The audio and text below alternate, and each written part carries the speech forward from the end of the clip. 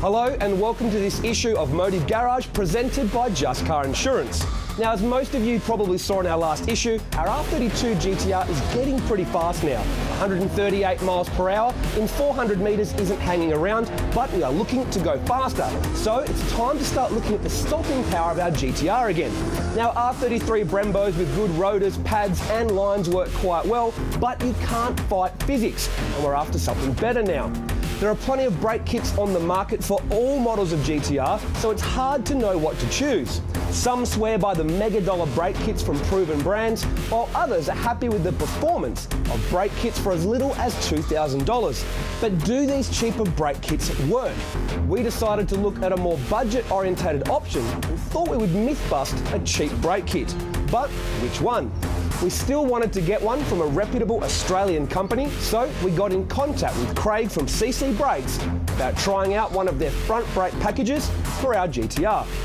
Now, CC Brakes are a relatively new company based in Queensland, and although the brakes are made overseas, they are made to Craig's specs with a range of different rotor and caliper sizes and styles, as well as brake pads and compounds available. Now, we're testing out a monster race brake kit on our R34 GTR, but for our R32, we wanted to try something that is easily affordable for anyone under $2,500, and it's designed for a street car that sees occasional track use.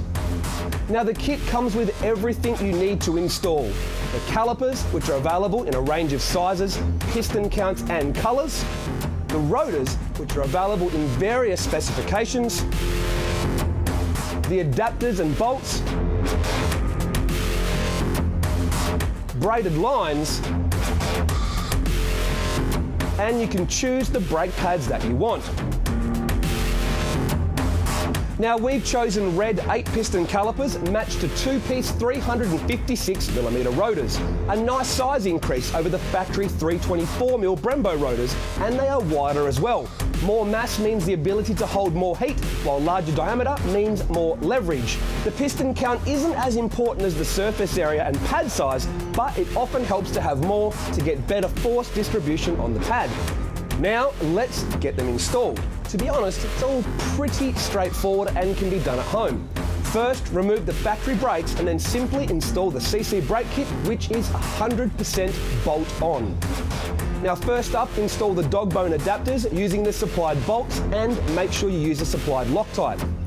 Nissan tolerances aren't always perfect, so some small shims are provided just in case you need to change the offset of the caliper. However, they weren't needed on our car. Next, the 2-piece slotted rotors go on. Don't be fooled, the slots purposely look like they flow backwards, but that's the way they go, as they flow in the opposite direction as the vanes inside the rotor, which help maintain rotor strength. Now the 8-piston caliper and the brake pads can go on together. The braided brake lines from the kit then need to be installed. Lastly, the entire braking system will need to be refilled and bled before driving. The first thing to do is to bed in the brakes correctly, which changes based on the pad, so make sure you receive the necessary information from the supplier. Now, my first chance to use the brakes in competition was at the Flying 500 at the World Time Attack Challenge.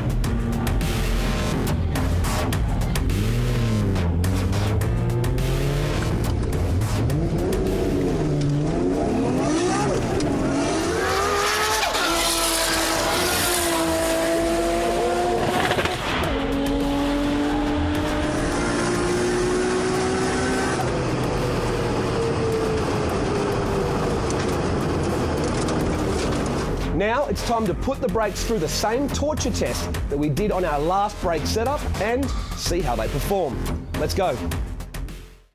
Okay, it is time for our brake test. We're going to be doing it pretty much the same way we did last time, and that is 20 hard stops from 100. Now this time we're doing it at Sydney Dragway as safety first. We want to keep it off the street, as hitting 100 and slamming on your brakes as hard as you can get a little bit dangerous on a public road 20 times.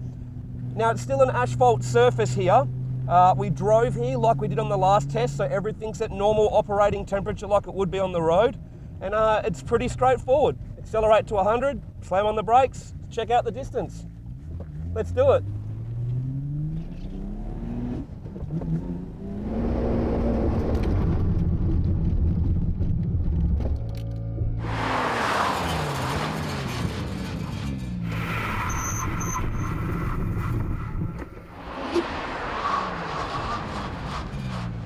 Now, our first three stops were 40.8, 40.6 and 40.6. Definitely not amazing braking, that's for sure, but not terrible.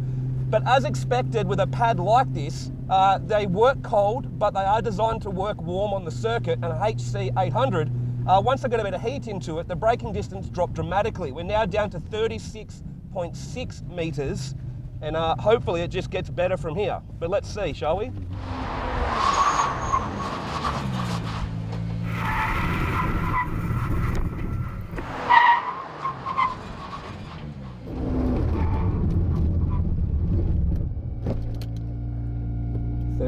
.3.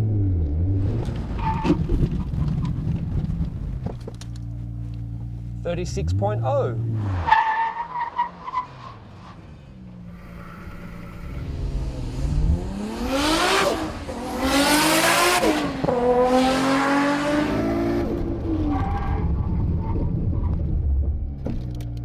Well, so far what I'm finding with the results is that potentially the brakes might be cooling down too much between each hard stop.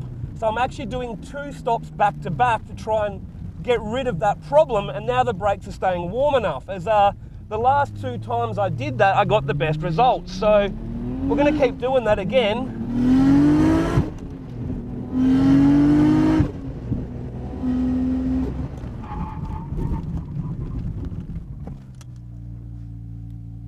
.35 again. Let's try one more.